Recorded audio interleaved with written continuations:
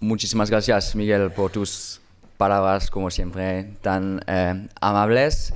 Es un placer y un honor estar con vosotros, con todos vosotros, hoy en Bilbao, y quiero agradecer a los organizadores, a la plantilla del Museo de Bilbao, a los patrocinadores que organizaron que están organizando estos días y que me dan la oportunidad de compartir mi pasión para la Hispanic Society y por España, y también de hablar un poquito de esta aventura tan apasionante que fue y es la de la Hispanic Society of America.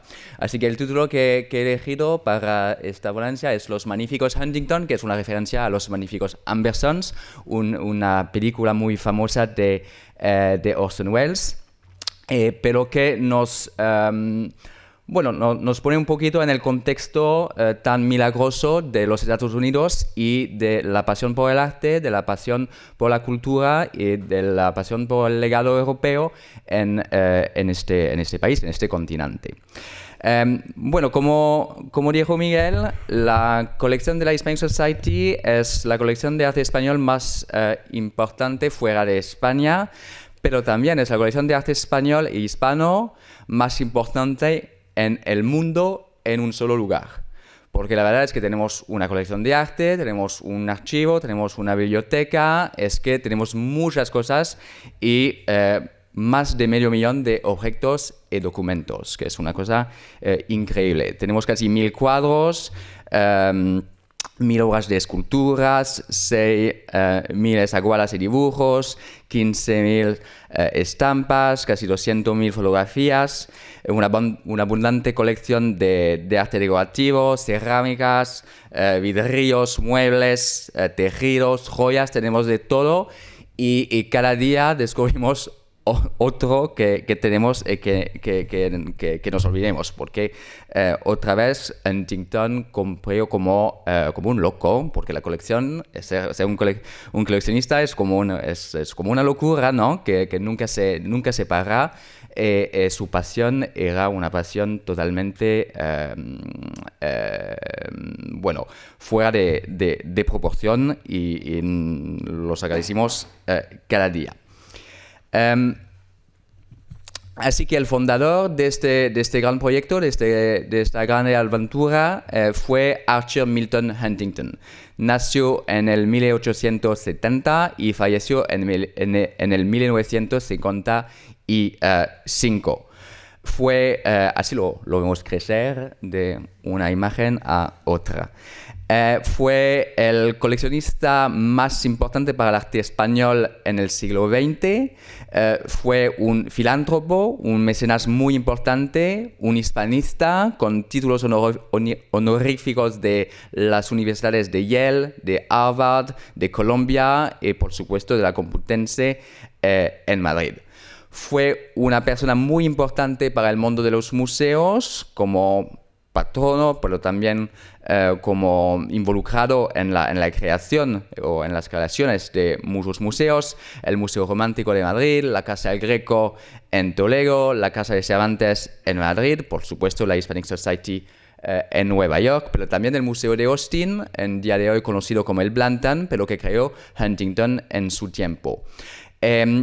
También fue un poeta muy malo y un pintor aún peor. Y tenemos unas obras suyas que queremos en el almacén bien protegidas. Huntington también fue parte de una familia muy importante, la de los Huntington. Y aquí están unas de las figuras, digamos, destacadas de esta familia: Collis, su padre o padre putativo, lo vamos a comentar; Arabella, su madre, una figura muy importante para él; Archer, es él; y Henry, el primo, y un poquito más lo vamos a explicar también más adelante. La empresa de Huntington, su idea, su sueño fue en los Estados Unidos a veces criticado o malentendido, pero aquí en España siempre apreciado y celebrado. Y en consecuencia recibió unas medallas y condecoraciones, la de Carlos III, de Alfonso XII, de Isabel la Católica, la Plus Ultra, de Alfonso X el Sabio y tal y más. Fue más joven, en el contexto de los coleccionistas americanos, fue más joven que los más famosos que seguramente conocéis, John Pierpont Morgan, Henry Clay Frick, Isabella Stewart Gardner, Louis Avenmayer. Todos ellos no son de una generación de antes, pero son un poquito como casi entre 15 o 20 años más viejos que Huntington.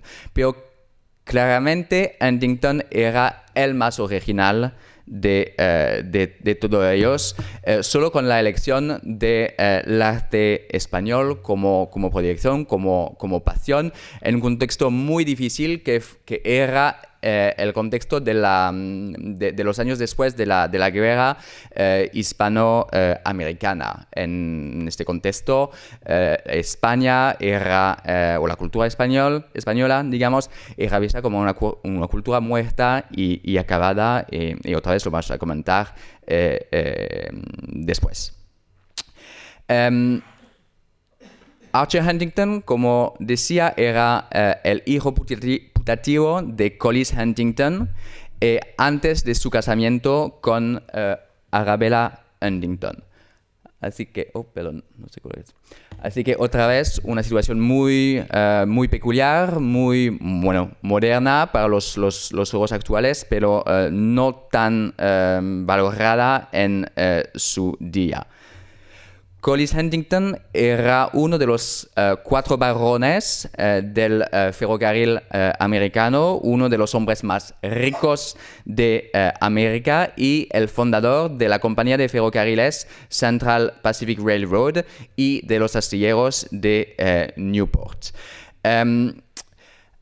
En el contexto de la Hispanic Society, Archer se le dedicó el edificio principal que vamos a comentar y dio muchas obras a muchos americanos en homenaje a su padre o su padre putativo, Collis Huntington. Su madre, como decía, tuvo un papel muy importante en la vida de Archer, pero también en su vida de coleccionista y en la construcción del museo de las colecciones de la Hispanic Society. Era oriunda de Richmond, en Virginia, y para Archer fue madre, amiga, confidente y también casi art advisor, como vamos a ver. Y de hecho, tenemos que agradecer a Arabella por el poco que sabemos de la vida privada de Archer Huntington. ¿Por qué lo sabemos? Porque Arabella pidió a su hijo de escribir un diario, de mandar cartas, y son los documentos que tenemos hoy para, digamos, investigar, acercarse un poquito más de la persona de Huntington como figura privada. Como decía, Arabella tuvo un papel muy importante en animar a su hijo, apoyar a sus proyectos y comprar obras para ayudar y animarlo. De hecho, Arabella fue una de las coleccionistas más importantes de su tiempo. Era la dueña del Blue Boy, que se encuentra en la Huntington Library, cerca de Los Ángeles, que es una de las iconas más importantes del arte inglés. También fue la propietaria de este Vermeer increíble que dio al Metropolitan Museum en homenaje a su marido, a su esposo Collis.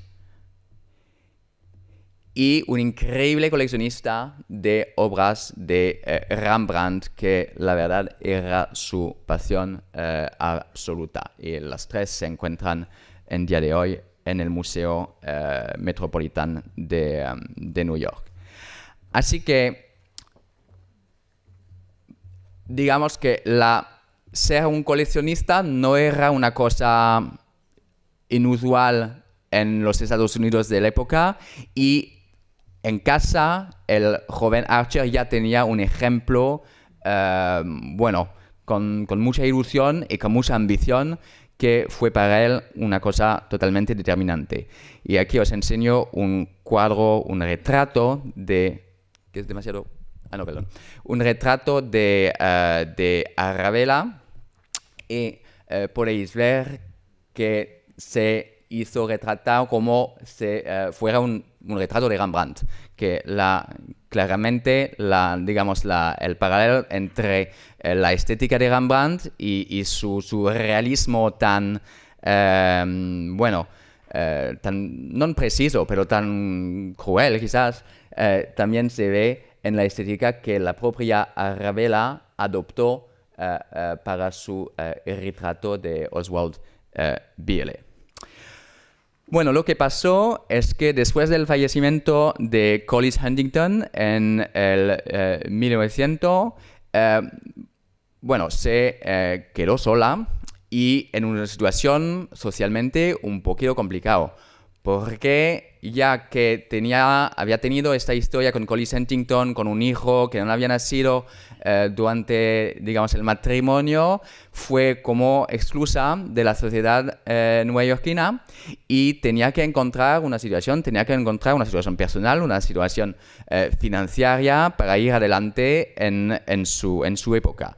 Y por esa razón se casó con el sobrino de su marido, Henry Huntington, que tenía la misma edad que ella, y también desde un punto de vista, digamos, económico, fue una decisión muy inteligente, porque, ella había heredado de la fortuna de Collis, y Henry había heredado de su parte de la fortuna de la familia, así que las pusieron juntas, y digamos, seguramente también se amaron, pero el dinero ayudó un poquito a esta aventura también. Y así que cuando se casaron, decidieron de empezar otra aventura museística y cultural, que que es la de la Huntington Library en Pasadena, cerca de Los Ángeles. Es un museo, es una biblioteca.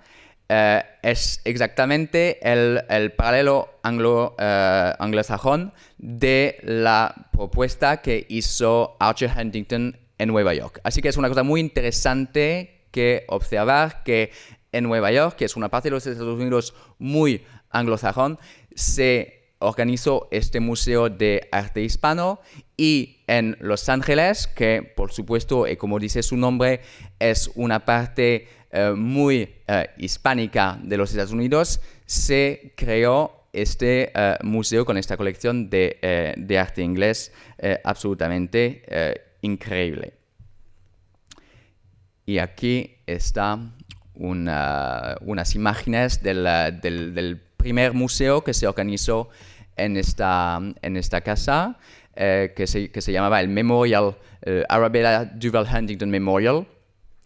La cosa de verdad interesante es que Henry Huntington organizó exactamente, administrativamente, su museo como Archer Huntington había organizado su propio museo y su propia biblioteca en la hispánica. Así que es como copiar lo que hizo el primo unos años antes.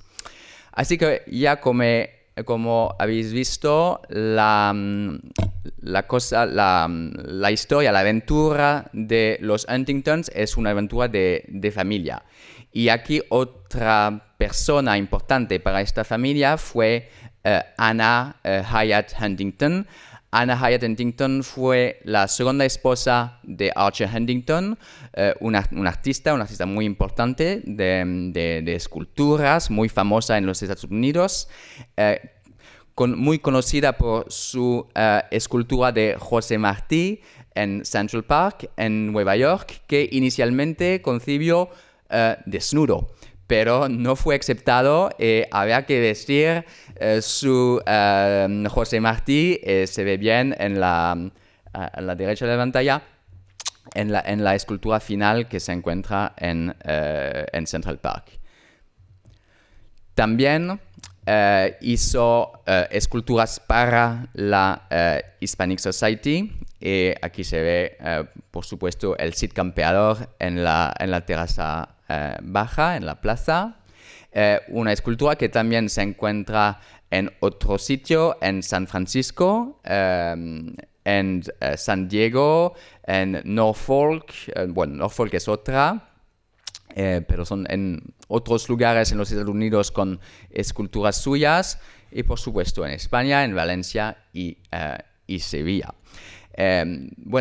Para decir la verdad, ella regalaba sus obras a todos, así que por supuesto facilitó la difusión de las dichas obras, pero tienen una grande calidad, no se puede negar. Bueno, la cuestión, por supuesto, es cómo nació la pasión de Huntington por España. Y tenemos unas leyendas. La primera leyenda es su visita a una tía suya, la tía Emma, en San Marcos, en Texas. Por la primera vez, Huntington, Archer, vio una arquitectura que no parecía como la arquitectura de Nueva York, que era una arquitectura hispánica. Y por la primera vez escucho español, porque cuando pregunto por lo que era esta arquitectura a la gente alrededor, la gente le contestó en español y él no entendió nada. Unos años después, porque el viaje a San Marcos era como a final de los años 1870. En 1882 hizo su primer viaje a Europa y descubrió museos, empezando con el Museo del Louvre, y es muy interesante lo que dijo, lo que escribió sobre su visita en el Louvre. Dijo o escribió que fue una experiencia vital para mí, que eché a andar por mi cuenta, que me entraron ganas de ponerme a cantar. Era como si a toda velocidad hubiera visitado muchos países y conocido a personas extrañas.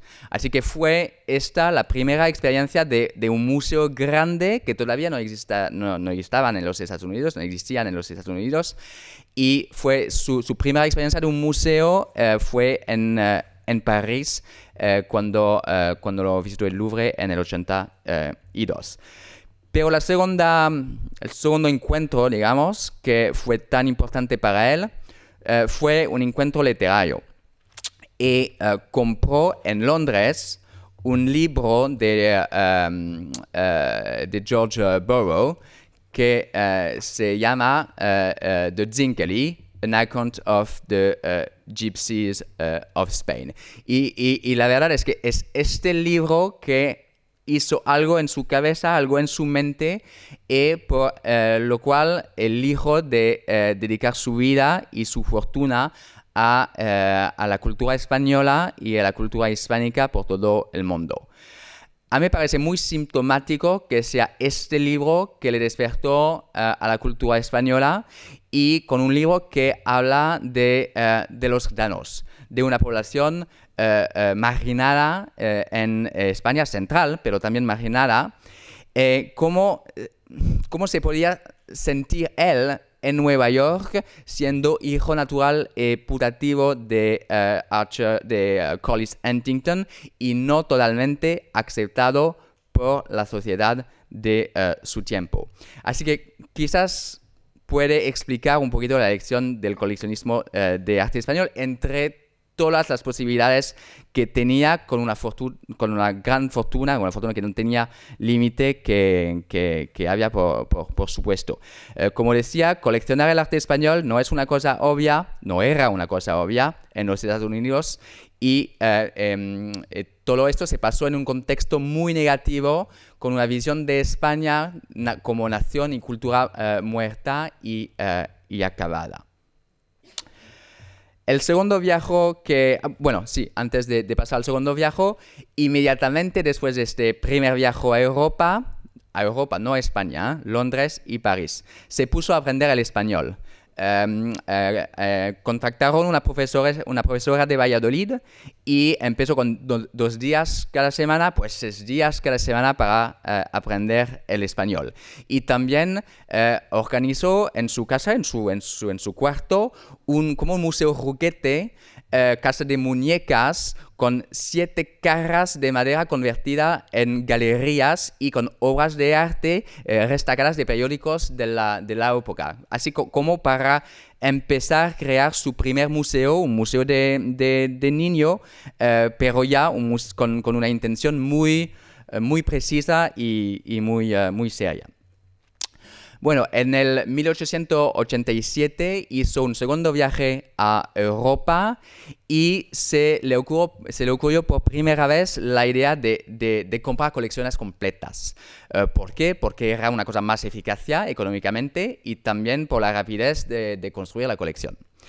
2 años después, en 1889, se fue con sus padres a México. Y cenó en el castillo de Chapultepec, invitados por Porfirio Díaz, que veis aquí en la pantalla. Y este fue su primer contacto directo con la cultura hispánica. Y es muy interesante y revelatorio que pasó en México y no pasó a España, porque todavía no había ido a España. Y es durante esta estancia en México que tuvo la decisión de crear un museo en Nueva York. Ahora tenemos la visión o la percepción que Nueva York es una ciudad llena de museos grandes, importantes. No era el caso en la época. La Frick Collection no existía todavía y este edificio, digamos, aún pequeño, era el Metropolitan Museum. Así que cuando Huntington empezó a soñar en su museo, el museo más grande de Nueva York, el Metropolitan, todavía era un museo relativamente razonable por su dimensión. Y este dice cuánta grande la ambición de Huntington para su museo era, porque, como vamos a ver, desde el inicio su proyecto fue un proyecto muy ambicioso y muy grande. En el 1892, por fin se va a España. Habla español, también ha aprendido el árabe y viaja por primera vez en el norte de España. Anunció a su padre que no quería trabajar en los astilleros de Newport y que quería dedicar su vida a crear un museo. El director en aquel tiempo del Museum of Natural History, Maurice Jessup, lo criticó mucho en presencia de su padre y Archer se defendió tan bien que Collis le dijo: Archer, ya veo que sabes lo que quieres y creo que lo puedes conseguir. Haz lo que quieras, pero hazlo bien. Y bueno, la verdad es que lo hizo muy bien. Así que 10 años después de su primer viaje a Europa, viajó por primera vez a España. Y Para él fue una expedición muy valiosa, muy excitante, por supuesto.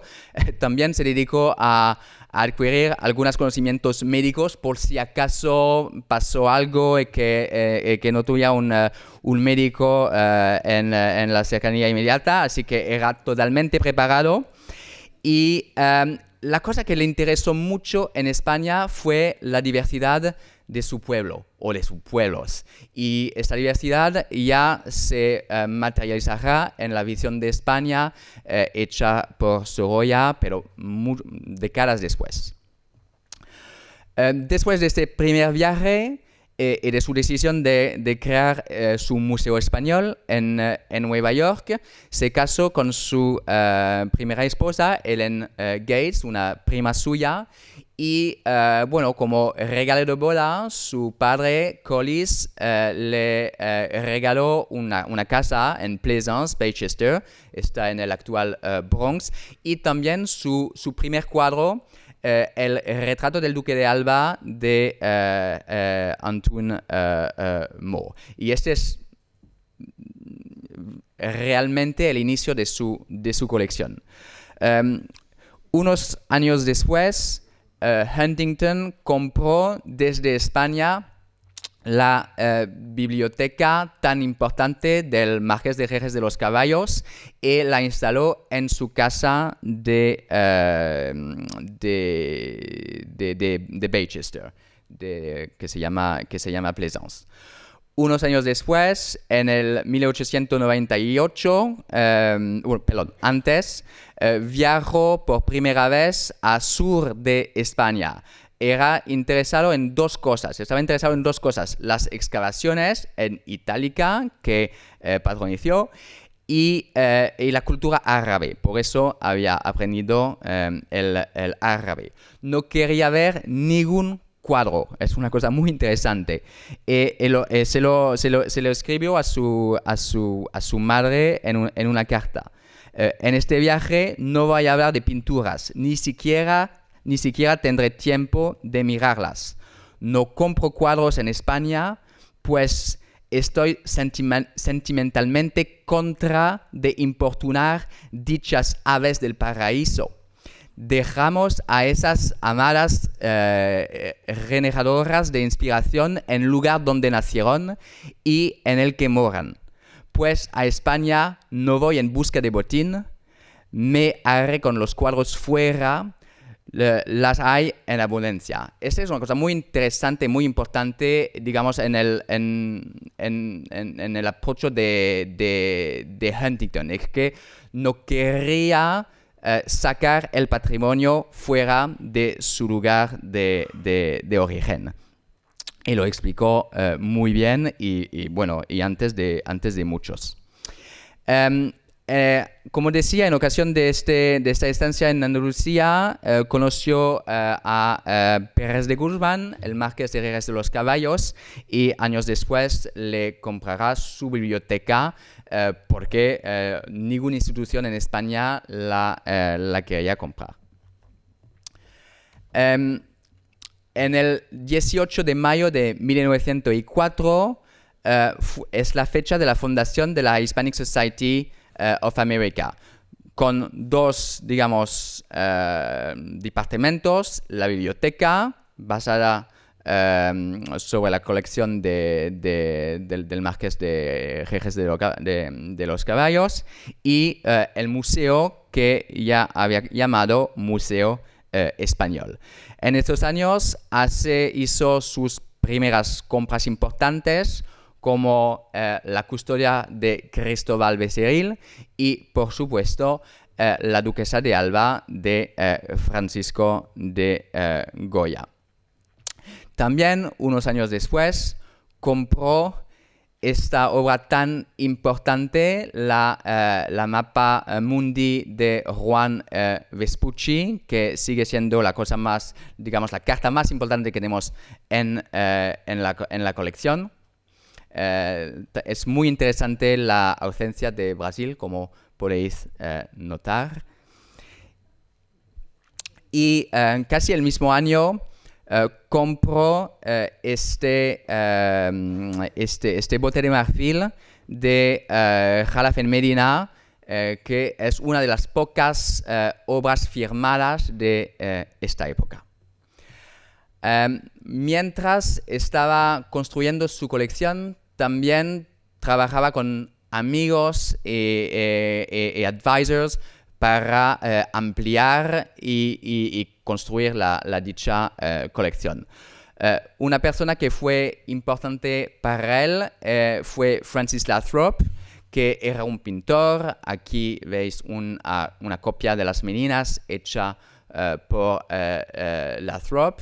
Pero el papel más importante que tuvo Lathrop para Huntington era el de aconsejar compras de obras importantes, como este cuadro, Retrato de Juan de Parera, que en la época se creía ser el retrato hecho por Velázquez. Al final no lo es. Como sabéis, el retrato de Velázquez se encuentra en el Met, y acabamos de encontrar la atribución justa de este retrato, que después de la aparición del cuadro del Met se quedó anónimo, y ahora con seguridad lo podemos atribuir a Juan Bautista Martínez del Mazo, yerno y asistente, como sabéis, de Velázquez.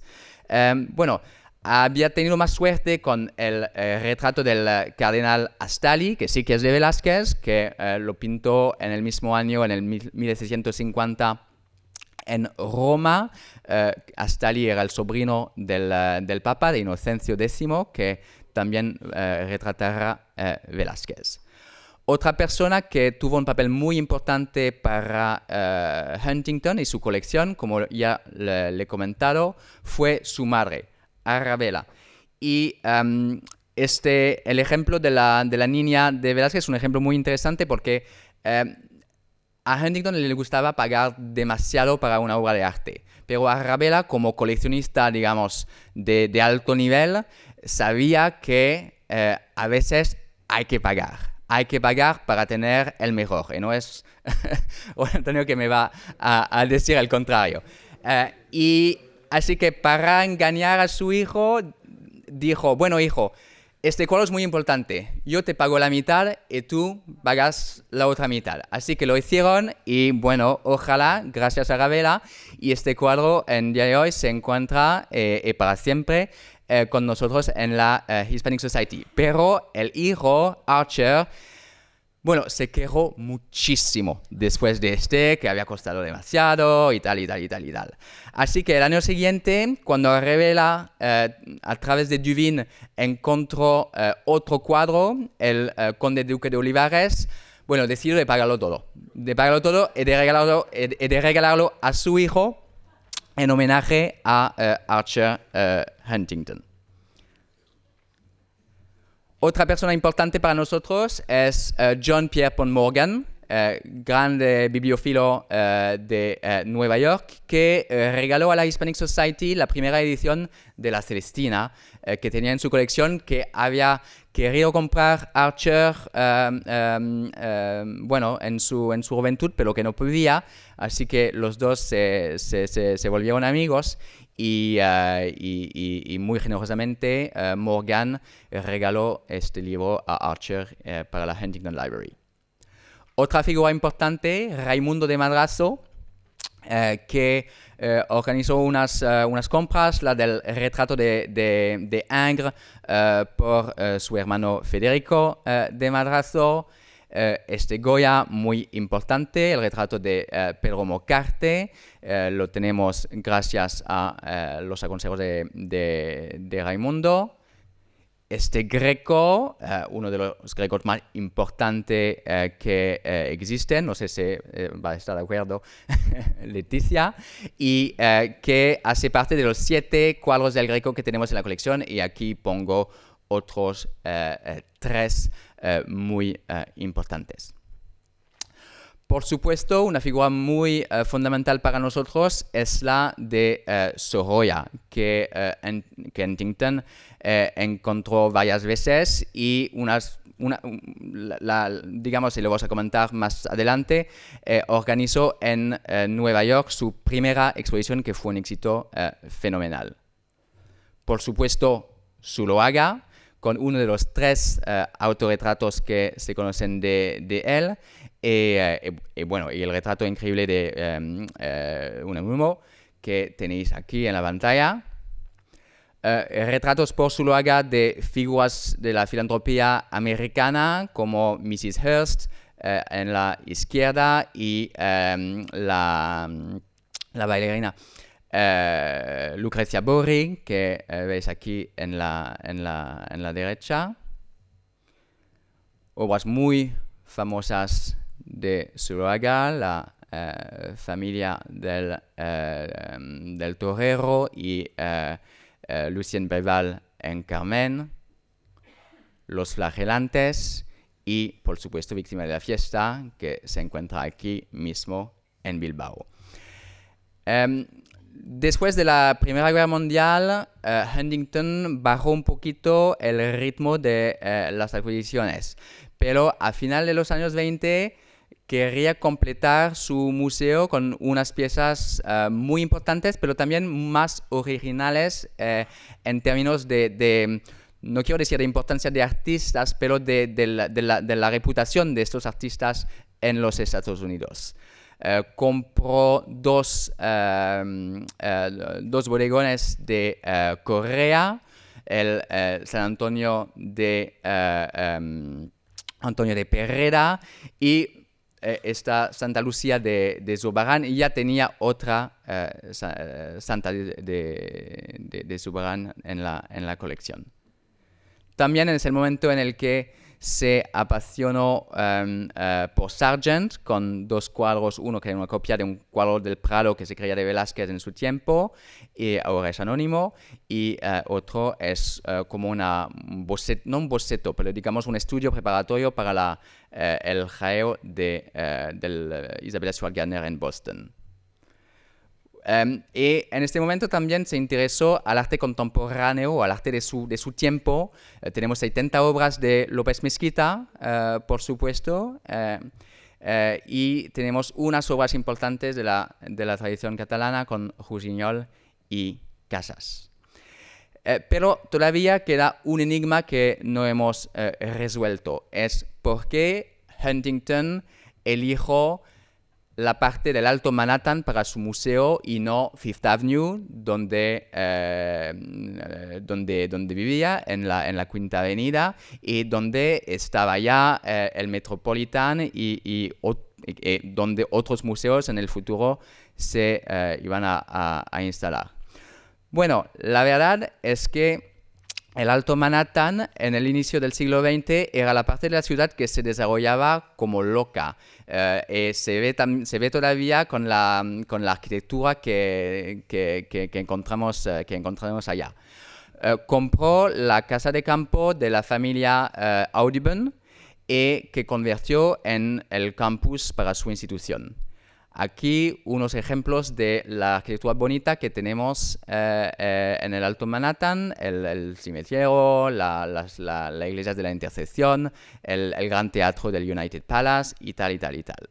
Y la verdad es que es una zona de la ciudad muy desarrollada desde el punto de vista cultural, todavía no identificada como tal, pero lo es, con los cloisters del Metropolitan que están muy cerca, con una de las casas más antiguas de Nueva York, incluido la Morris Jumiel Mansion, que fue la casa de George Washington.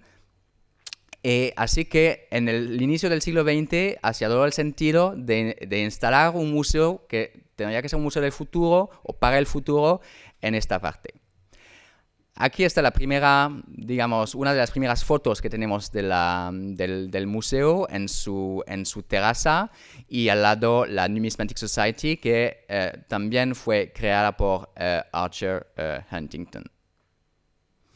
Y bueno, en 2 décadas Huntington desarrolló la integralidad del campus.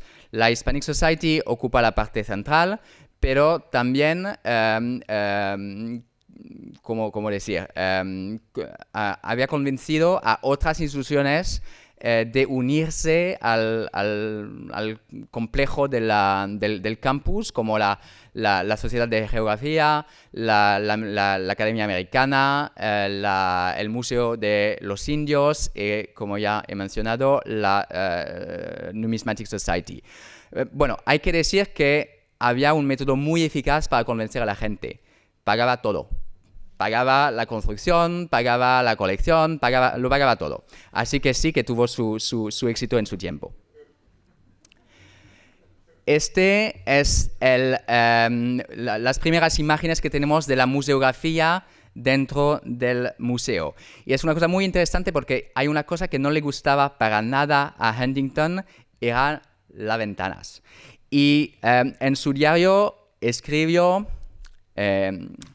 me gustaría saber cuánto espacio se pierde en los museos norteamericanos con las ventanas. Las ventanas de un museo deberían ser los cuadros. Muy interesante y por esta razón no tenemos ninguna ventana.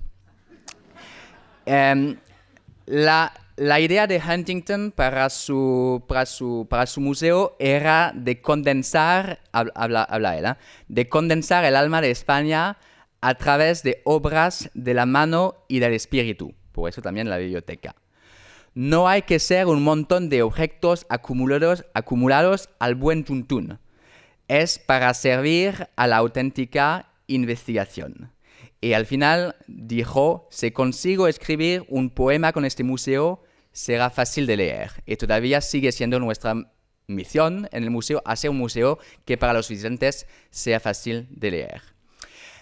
Este museo abrió al público en el 1808 y su primer éxito lo conoció el año siguiente, el 1909, cuando Huntington organizó la primera exposición de Sorolla en los Estados Unidos. Aquí una vista de la galería llena de Sorolla, un poquito al buen tuntún, pero bien. Esta exposición tuvo un éxito fenomenal y en un mes casi 200.000 visitantes vinieron al museo en el Alto Manhattan, 200.000, y forzó el museo de quedarse abierto hasta las 11 de la noche, casi un horario español. Aquí una foto con los coches por la calle y la gente esperando para entrar y ver la exposición de Sorolla. Fue tan un éxito que Huntington decidió de construir dos alas adicionales, una para la biblioteca de libros y otra para la biblioteca de fotografías. Pero también había hecho la experiencia que su proyecto inicial de tener una biblioteca y un museo no solo en el mismo edificio, pero en la misma sala, no era una cosa posible. Porque la gente que se va a la biblioteca es para encontrar el silencio y la gente que se va al museo es para divertirse, para hablar, para charlar y tal. Así que rápidamente había entendido que tenía que crear más espacios. Y aquí la Galería de Sorolla, la Sala de la Visión de España en su primer estado, y tenemos la suerte de tener todas las obras de preparación para este gran proyecto, y con las gouaches que se expusieron aquí en España hace unos años, que son absolutamente increíblemente modernas. Bueno, último capítulo, una institución en movimiento. Después en 2017, cuando hemos empezado la itinerancia de la colección, que empezó con una exposición memorable organizada por Miguel en el Museo del Prado, coincidió con un gran plan de renovación del museo que no había conocido ningún mantenimiento importante desde su construcción en el 1908. Y acabamos de finalizar esta primera fase y hemos abierto de nuevo la sala principal, el patio principal, que podéis ver aquí, con una instalación especial sobre Sorolla y Jesús Rafael Soto en la ocasión de sus centenarios respectivos, porque Sorolla falleció en el 23 y Soto nació en el 23. Así que os enseño unas de las obras. También para activar de nuevo la sala de Sorolla que hemos abierto en esta ocasión, hemos organizado una exposición de joyas de un artista que quizás conocéis, un artista de Madrid que se llama Luz Camino, así que haciendo diálogos entre las joyas de Luz Camino y los cuadros de Sorolla.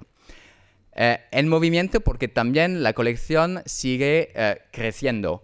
Y el año pasado hemos comprado 2 obras de arte colonial o de arte virreinal, una obra de Nicolás Rodríguez Juárez y una obra de Baltasar Echave Ibia. También abríamos un poquito el abanico de nuestros intereses y estamos comprando mucho en el campo del arte portugués. Se va a gustar a Antonio presente con nosotros, con un dibujo de Fernán Gómez, otro dibujo de Amaro del Val y el último de Volkmar Machado. Y por supuesto, no nos olvidamos el arte español y hace un año hemos tenido el suerte muy grande de comprar uno de los escasos dibujos de El Greco en una subasta preparatorio para el altar de San Domingo el Antiguo en Toledo, un dibujo de Murillo y un cuadro muy interesante, un retrato alegórico de Goya por Eugenio Lucas Velázquez.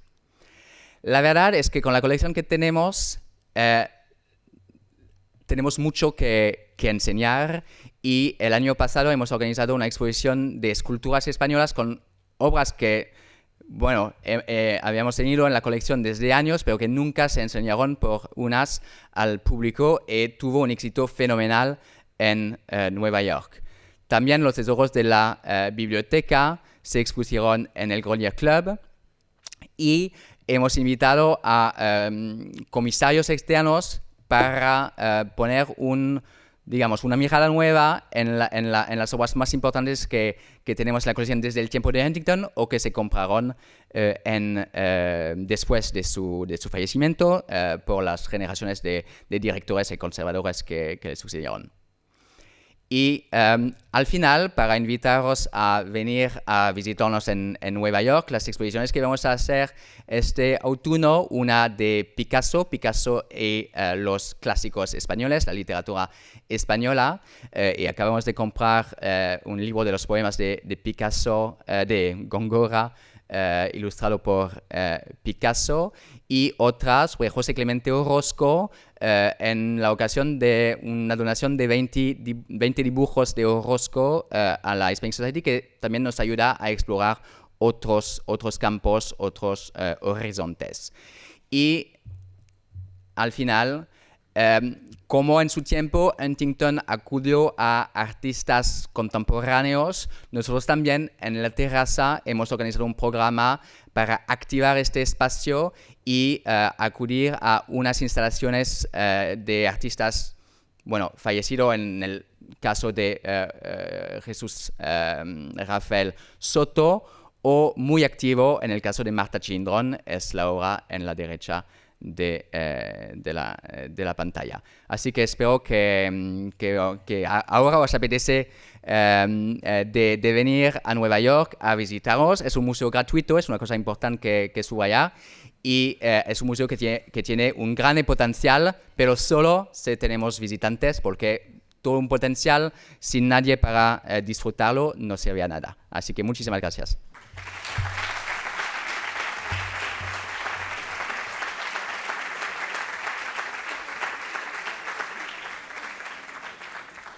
No sé si hay preguntas.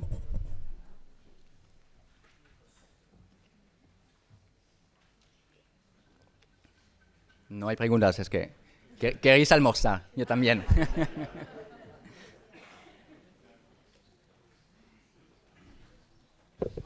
Enhorabuena por la conferencia. Yo simplemente quería preguntar que ahora mismo la fundación Hispanic Society sigue siendo privada, es propiedad del Estado, no sé cómo lo llamáis allí, como el patrimonio nacional, o tiene un patronato o...